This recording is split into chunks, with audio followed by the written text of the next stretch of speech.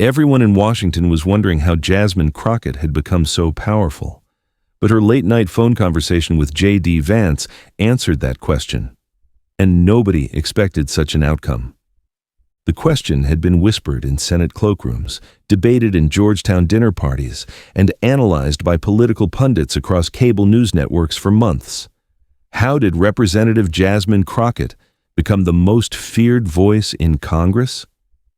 How did a freshman legislator from Texas manage to command respect from seasoned politicians who had been playing the Washington game for decades? The answer would come on a Tuesday night in October, during a phone call that would redefine power dynamics in American politics forever. But to understand the significance of that conversation, you need to know how we got there. You need to understand the chess game that had been playing out in the shadows of Capitol Hill, with moves so subtle that even experienced political observers missed them. This isn't just another story about political confrontation. This is the revelation of a strategic mind that had been operating 3 steps ahead of everyone else, including J.D. Vance, who thought he understood how Washington really worked. 3 months before that fateful phone call, Jasmine Crockett was sitting in her congressional office, reviewing what appeared to be routine transparency legislation. The Sunshine in Government Act seemed like typical reform rhetoric, the kind of bill that gets introduced every session, generates some press coverage, and quietly dies in committee. But Jasmine saw something that others missed. Buried within the 847 pages of legislative text were provisions that would require unprecedented disclosure of financial relationships between government officials and private entities. Not just the obvious conflicts of interest that ethics committees typically investigated, but the sophisticated network of consulting fees, speaking engagements, and family business arrangements that created the real power structure in Washington. Her chief of staff, Marcus Chen, had initially dismissed the bill as too ambitious. The banking lobby alone will kill this before it reaches the floor, he had warned, and that's assuming we can even get it out of committee. But Jasmine had been studying the political landscape with the precision of a chess grandmaster. She understood that the conventional wisdom about what was possible in Washington was based on old assumptions about how power operated. The traditional gatekeepers, committee chairs, leadership PACs, and lobbying firms were still important, but they weren't the only sources of influence anymore. Social media had democratized political communication. Investigative reporting had become more sophisticated and more accessible. And most importantly, the American people were hungrier for transparency than they had been in decades. The question wasn't whether change was possible. It was whether anyone had the strategic vision to make it happen. Jasmine began building her coalition carefully, methodically. Instead of starting with her congressional colleagues, she reached out to investigative journalists, transparency advocates, and ethics lawyers. She wanted to understand exactly what information was already available and what additional disclosure would reveal. What she discovered was staggering. The existing financial disclosure requirements were so full of loopholes that they provided almost no meaningful information about how money really flowed through the political system. Shell companies, family trusts, and offshore accounts had created a parallel financial universe that operated completely outside public scrutiny. Working with a small team of researchers and forensic accountants, Jasmine began mapping the hidden financial networks that connected Washington's power brokers. What started as due diligence on transparency legislation evolved into the most comprehensive investigation of political corruption that Congress had seen in decades. The breakthrough came when her team identified a pattern of consulting payments that connected dozens of high-profile political figures to a single offshore entity registered in the Cayman Islands. The entity, Meridian Strategic Consulting, had paid over $50 million to current and former government officials over the past 5 years, but its actual business activities remained completely opaque. Sarah Williams, Jasmine's lead researcher and a former SEC investigator, brought the discovery to her attention on a Friday afternoon in September. "Congresswoman, you need to see this," she said, spreading financial documents across Jasmine's desk. "These payments don't make sense unless Meridian is paying for something very specific and very valuable." The payments weren't random. They corresponded precisely with key legislative votes, regulatory decisions, and policy announcements. Someone was buying influence with surgical precision, and they had been doing it for years without detection. But the most shocking discovery was yet to come. When Sarah traced the ownership structure of Meridian Strategic Consulting through multiple layers of shell companies and offshore trusts, she found that one of its primary beneficiaries was a family trust connected to J.D. Vance's wife, Usha Chilukuri Vance. The implications were staggering. If the pattern held, it meant that J.D. Vance had been receiving payments through his wife's trust in exchange for his positions on key policy issues, particularly those related to technology regulation and immigration policy, areas where his public statements had often contradicted his previous positions. Jasmine knew she was holding dynamite. This wasn't just another ethics violation that would result in a slap on the wrist and a promise to do better. This was evidence of systematic corruption that could end careers and potentially lead to criminal charges. Instead of immediately going public with her findings, Jasmine made a decision that would define her approach to wielding power in Washington. She would use the information strategically, not as a weapon of destruction, but as a tool for reform. Her first step was to quietly advance the Sunshine in Government Act through committee. Using her newfound knowledge of how financial networks operated, she was able to anticipate and counter every objection raised by opponents of the legislation.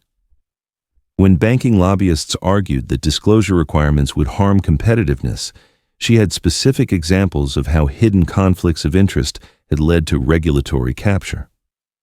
When technology companies claimed that transparency would compromise trade secrets, she could point to cases where lack of disclosure had enabled anti-competitive behavior. The committee markup session became a masterclass in legislative strategy. Jasmine didn't need to raise her voice or make dramatic accusations. She simply knew more than anyone else in the room, and she used that knowledge to systematically dismantle every argument against transparency. Representative Crockett has done her homework, admitted Congressman Bradley Morrison, a longtime opponent of ethics reform.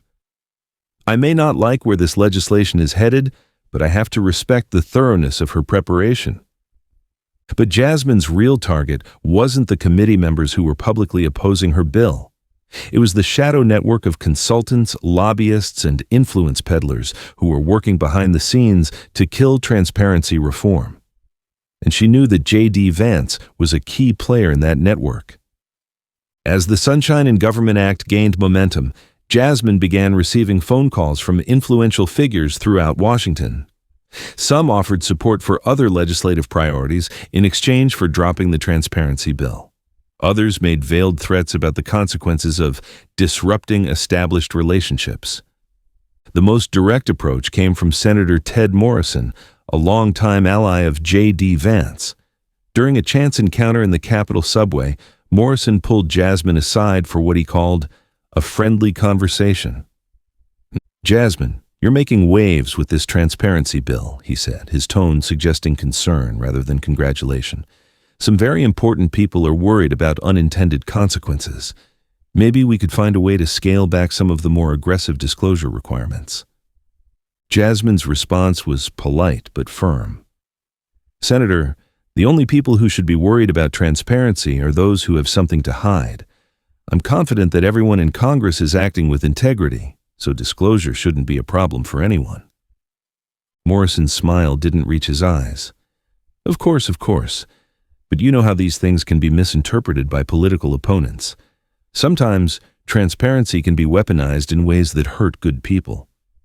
"That's why we need clear standards and objective disclosure requirements," Jasmine replied. "When everything is transparent, it's much harder to weaponize partial information."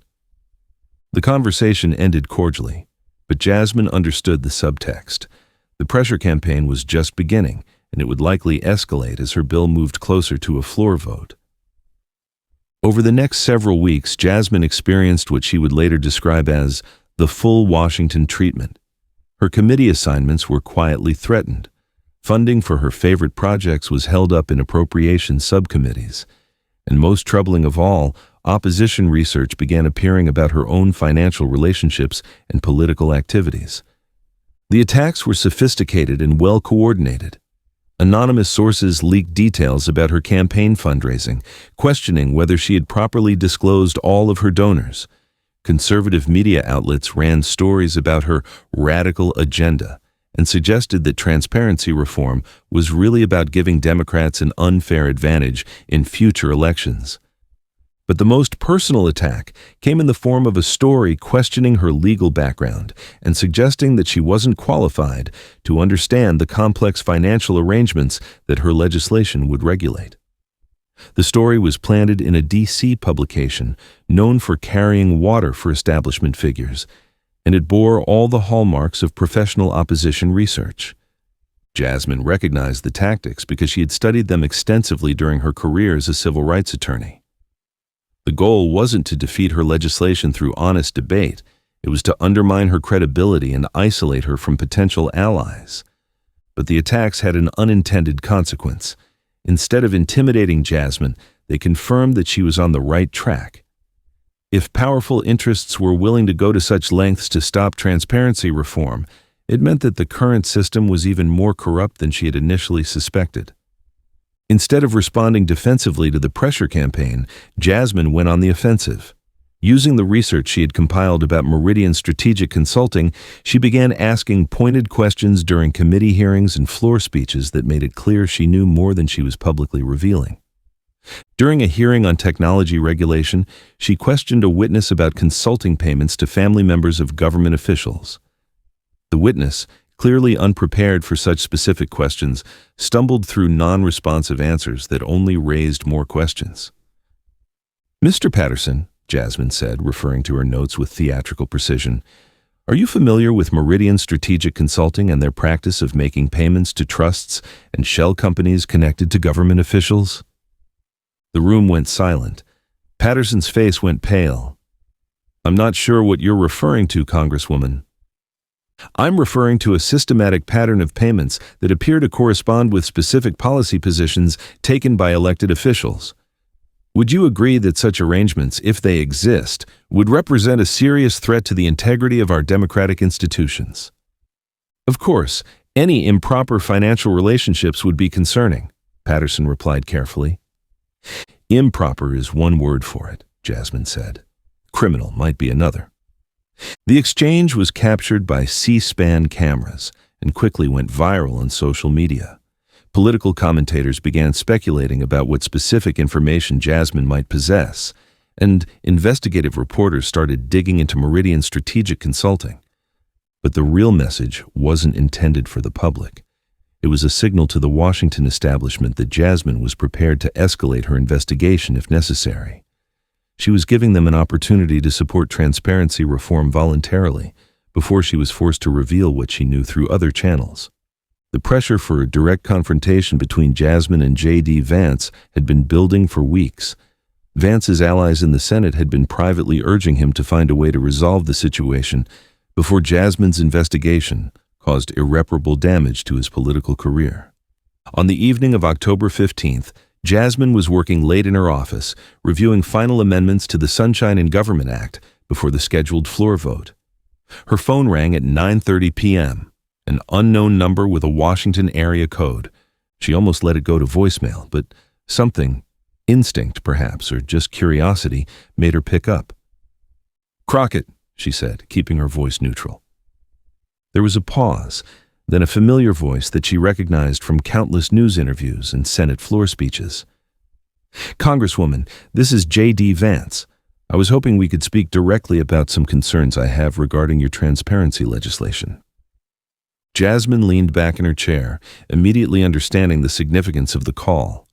J.D. Vance didn't make personal phone calls to House members, especially not freshman legislators who were pushing policies. He opposed. This was either a sign of desperation or an attempt at intimidation, possibly both. "Senator Vance," she replied, keeping her tone professional. "I'm always happy to discuss policy matters with my colleagues. What specific concerns did you want to address?" What followed was a conversation that neither participant would forget, though they would remember it very differently. For J.D. Vance, it was an attempt to find a face-saving way to neutralize a political threat. For Jasmine Crockett, it was an opportunity to demonstrate exactly how power really worked in Washington. I wanted to speak directly because I think there may be some misunderstandings about the intentions behind your transparency bill, Vance began, his voice carrying the practiced authority of someone accustomed to getting his way through phone calls like this one.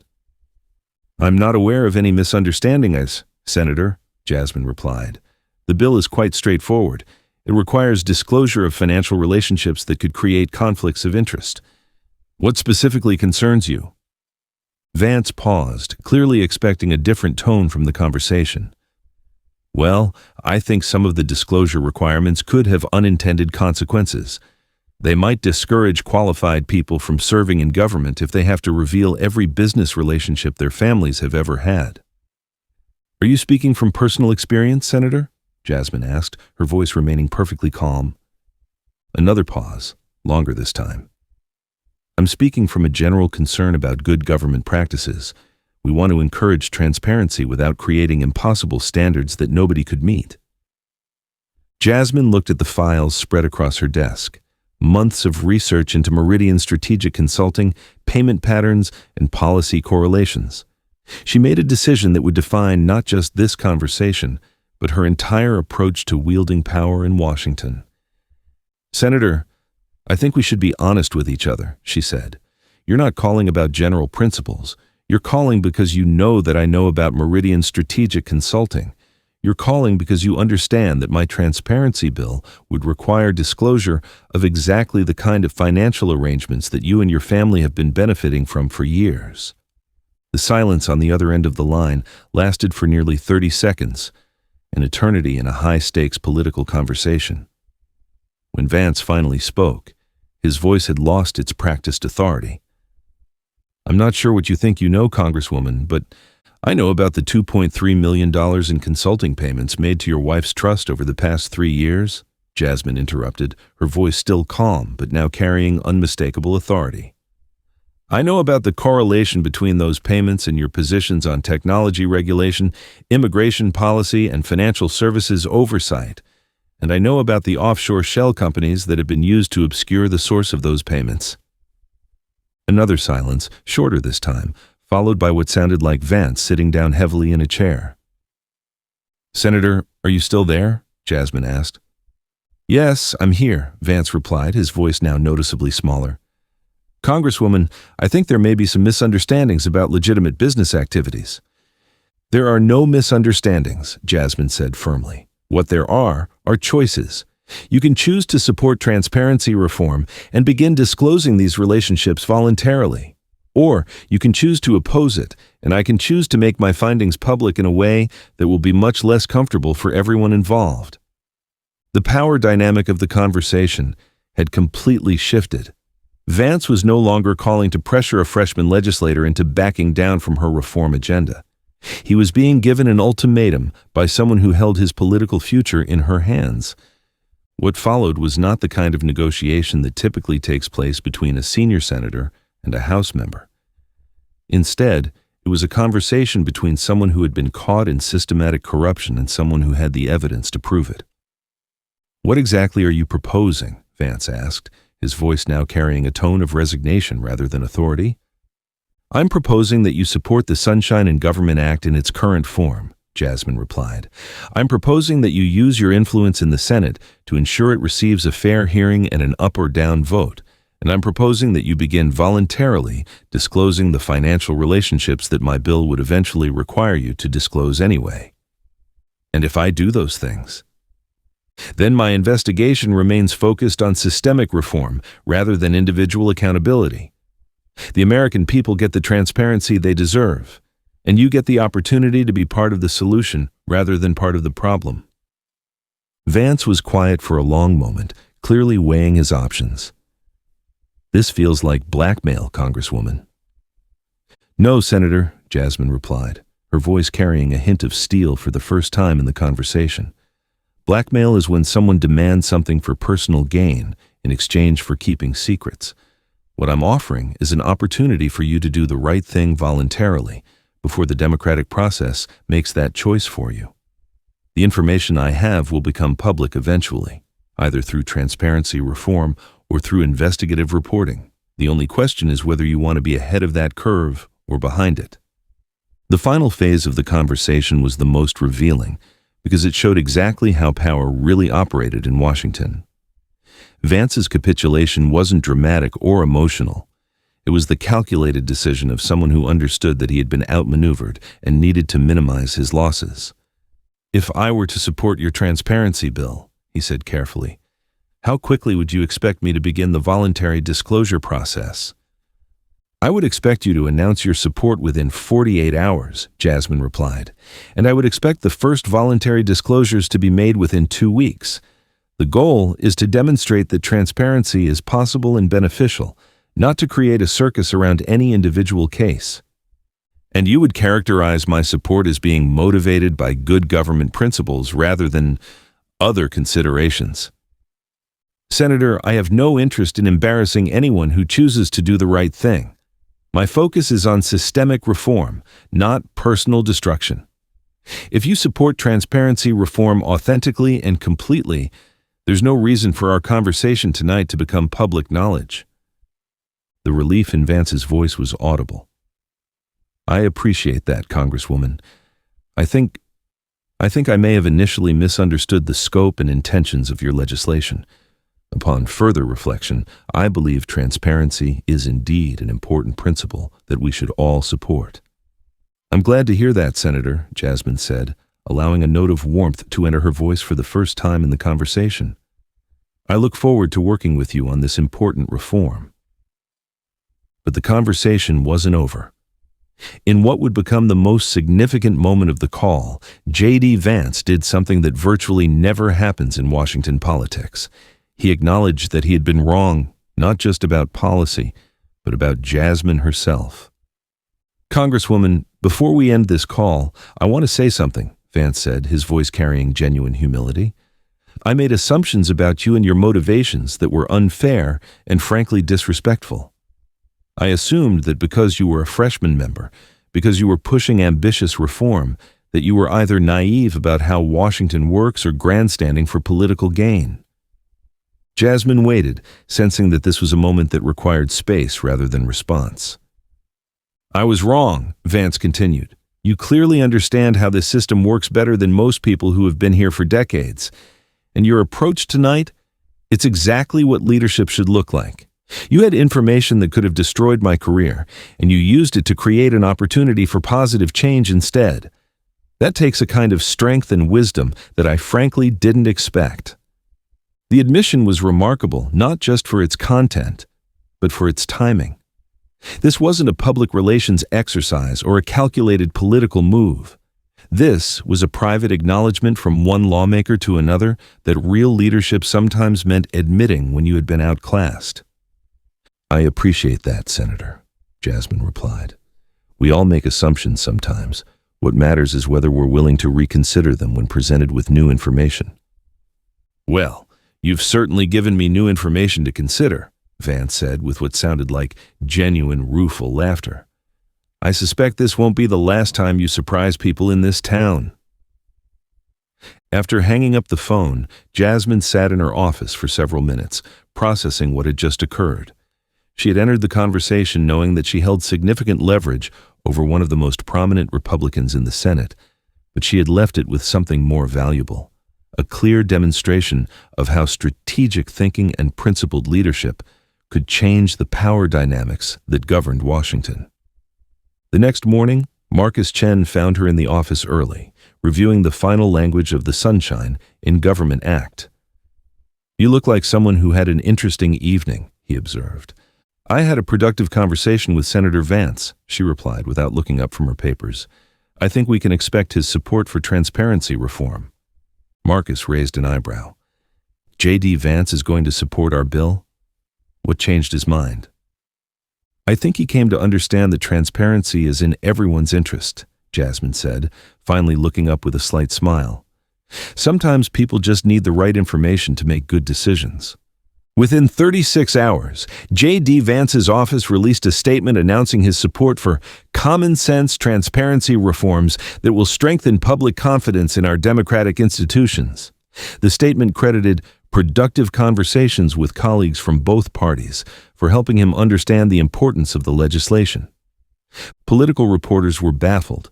Vance had been one of the most vocal opponents of transparency reform, and his sudden reversal seemed to come out of nowhere.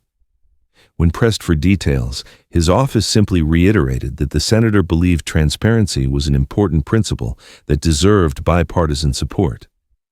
The impact of Vance's conversion extended far beyond a single piece of legislation.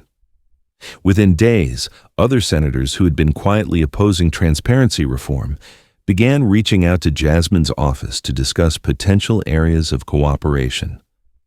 The Washington influence industry, which had been confident in its ability to kill the Sunshine in Government Act, suddenly found itself dealing with a very different political landscape. Lobbyists who had been assuring their clients that transparency reform would never pass were forced to recalibrate their strategies. Consulting firms that specialized in creating opaque financial arrangements began quietly advising their clients to prepare for a new regulatory environment. And political commentators who had dismissed Jasmine as an ineffective idealist were forced to reassess their understanding of how power really operated in Washington. But perhaps the most significant change was in how other lawmakers approached Jasmine herself.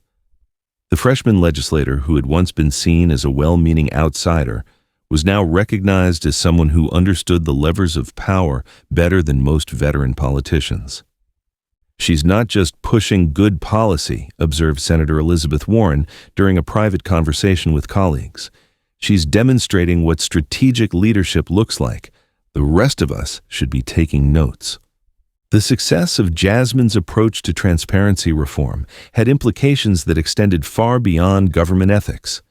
It demonstrated that the traditional Washington playbook, relying on personal relationships, party loyalty, and institutional inertia, could be effectively countered by superior preparation, strategic thinking, and moral clarity. Other advocacy groups began studying Jasmine's methods, trying to understand how she had succeeded where so many previous reform efforts had failed. The key, according to political scientists who analyzed her approach, was her understanding that information wasn't just a tool for public education. It was a source of political power that could be wielded strategically to create positive change. "Representative Crockett has shown that knowledge really is power," wrote Dr. Sarah Martinez in a widely cited analysis published in the Georgetown Journal of Politics. But more importantly, she's shown that power can be used constructively rather than destructively, to build consensus rather than simply to win battles. The phone call with J.D. Vance became a case study in political science classes across the country, though the specific details remained private. Students analyzed how leverage could be converted into lasting reform, how individual accountability could be balanced with systemic change, and how strategic thinking could overcome institutional resistance. But success in Washington always comes with a price, and Jasmine's triumph was no exception. The influence industry that she had challenged didn't simply disappear. It adapted. Opposition research into her background intensified. Her family members were subjected to enhanced scrutiny, and the death threats that had been sporadic became frequent enough to require a permanent security detail.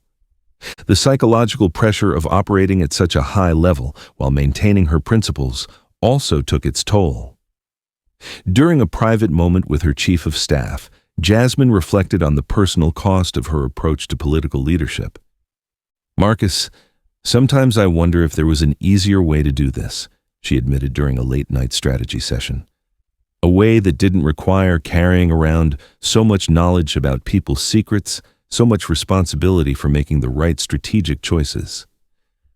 "Probably," Marcus replied, "but easier doesn't usually mean better, and the people who sent you here didn't send you to take the easy path." Jasmine nodded, understanding that her effectiveness came precisely from her willingness to bear the burden of difficult knowledge and complex decisions. The phone call with J.D. Vance had been successful, not because it was easy, but because it required the kind of moral courage that most politicians preferred to avoid. The Sunshine in Government Act passed the House by a margin of 267 to 168, with 23 Republicans joining all Democrats in supporting the legislation. The bipartisan support was unprecedented for such comprehensive transparency reform, and political observers credited Jasmine's strategic approach for creating the conditions that made passage possible. In the Senate, J.D. Vance's support proved crucial in convincing other Republicans that transparency reform wasn't a partisan attack on conservative principles, but a good government measure that would benefit all Americans. The final Senate vote was closer, 52 to 48, but the legislation passed and was signed into law by the president 3 months later. The signing ceremony was held in the Rose Garden, with Jasmine standing directly behind the president as he put his signature on the most significant transparency reform in decades. The symbolism wasn't lost on anyone present. The freshman legislator who had once been dismissed as naive had fundamentally changed how the American government would operate. But for Jasmine, the real victory wasn't the ceremony or the media attention. It was the knowledge that she had found a way to use power constructively, to create lasting change without destroying the people who had been part of the problem. 6 months after the phone call that had changed everything, Jasmine was asked by a reporter to reflect on her approach to political leadership and what it meant for the future of American democracy. "I think people sometimes misunderstand what power is," she said during the interview. "They think it's about winning fights or embarrassing opponents or building up your own profile. But real power is about creating the conditions for positive change, even when that means working with people who might have initially opposed you." The reporter pressed her about rumors regarding her role in J.D. Vance's conversion to supporting transparency reform. "There have been suggestions that you had some kind of leverage over Senator Vance. Can you comment on that?" Jasmine smiled, but her expression remained carefully neutral. "I think Senator Vance simply came to understand that transparency is good for democracy. Sometimes it just takes the right conversation to help people see things clearly." It was a masterful non-answer that revealed nothing while confirming everything. The reporter understood that he wouldn't get more specific details, but the implication was clear. Jasmine Crockett had found a way to convert opposition into support through strategic thinking and principled leadership. The question that had been whispered throughout Washington for months, how had Jasmine Crockett become so powerful, finally had an answer.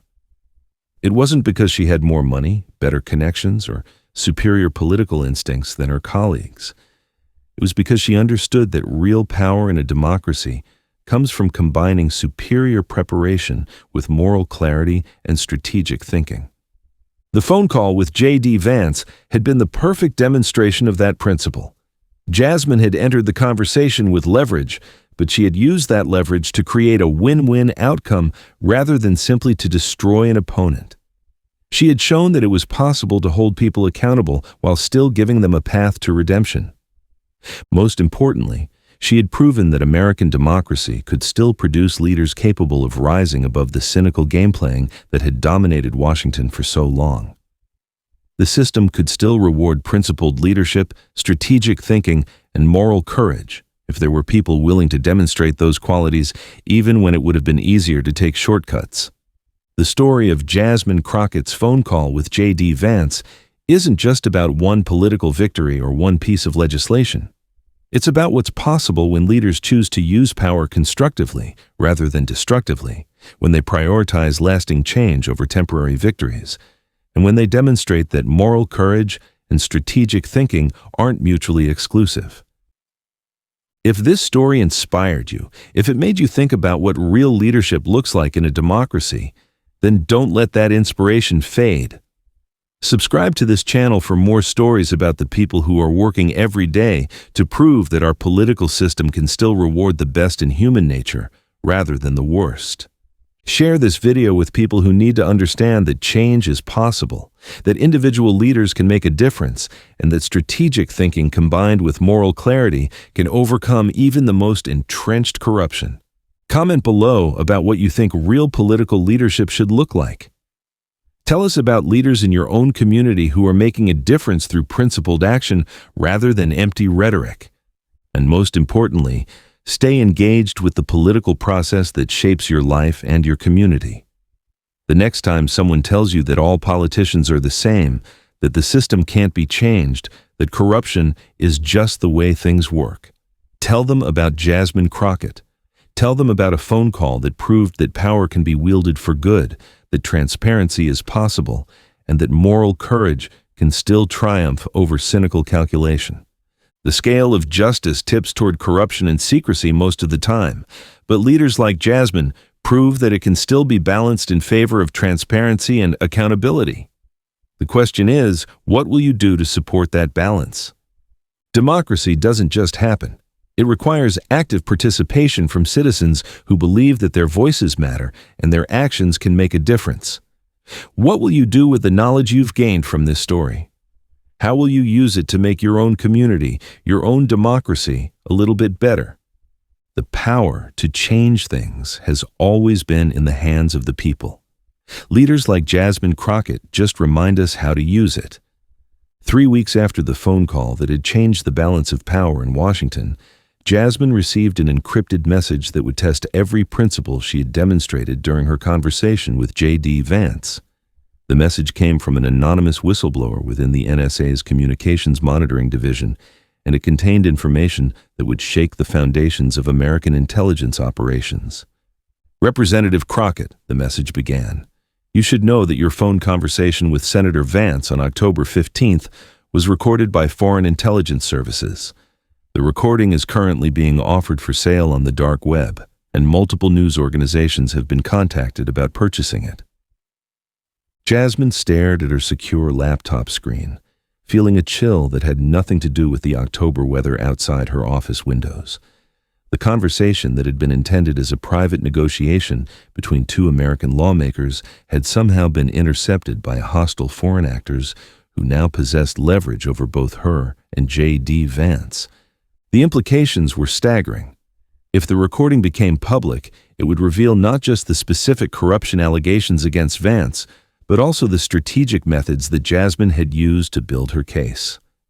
Foreign intelligence services would gain unprecedented insight into how American transparency advocates operated, potentially compromising future reform efforts for years to come. Within hours of receiving the warning, Jasmine found herself facing a decision that would test everything she believed about transparency, accountability, and national security. She could attempt to suppress the recording, protecting both her methods and Vance's reputation, while potentially allowing foreign actors to maintain leverage over American officials. Or she could allow it to become public, accepting the damage to her own effectiveness while ensuring that the American people had access to the full truth. The choice was complicated by a call from J.D. Vance himself, who had apparently received a similar warning from intelligence sources. His voice carried a desperation that she had never heard during their original conversation. "Jasmine, we need to talk about this recording situation," he said without preamble. "If this gets out, it won't just destroy my career, it will compromise methods that other transparency advocates could use in the future. Are you willing to work with me to find a solution?" The irony wasn't lost on either of them. The man who had initially called to pressure her into backing down from transparency reform was now asking for her help in maintaining secrecy about their conversation. But Jasmine understood that this situation transcended their individual political fortunes. "Senator, what kind of solution are you proposing?" she asked carefully. "I'm proposing that we get ahead of this story by releasing our own account of the conversation," Vance replied. "We control the narrative, we demonstrate that American officials can work together to solve problems, and we deny foreign actors the ability to weaponize our private communications." After consulting with cybersecurity experts and ethics lawyers, Jasmine made a decision that would redefine her approach to political leadership once again. Instead of either suppressing the recording or allowing it to be leaked by foreign actors, she would take control of the situation by revealing the conversation herself, but on her own terms.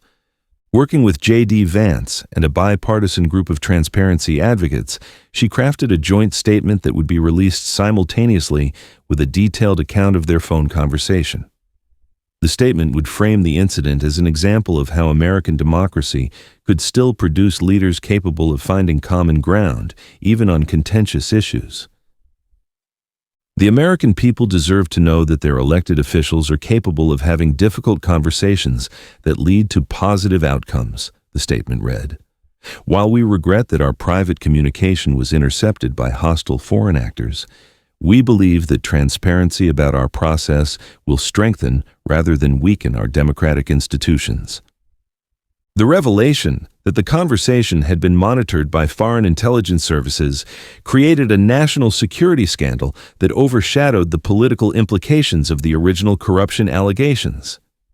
Instead of being seen as evidence of Jasmine's strategic manipulation of a vulnerable colleague, the conversation was reframed as an example of American resilience in the face of foreign interference. For Jasmine, the incident confirmed that her approach to wielding power, combining strategic thinking with moral courage, could succeed even in the most complex and dangerous situations. She had faced a choice between personal advantage and democratic principles, and she had found a way to serve both. And the question that had originally brought her to national attention, how had she become so powerful in Washington, now had a fuller answer. She had become powerful not just because she understood how to use information strategically, but because she understood when transparency served the broader interests of democracy, even when it came at personal cost.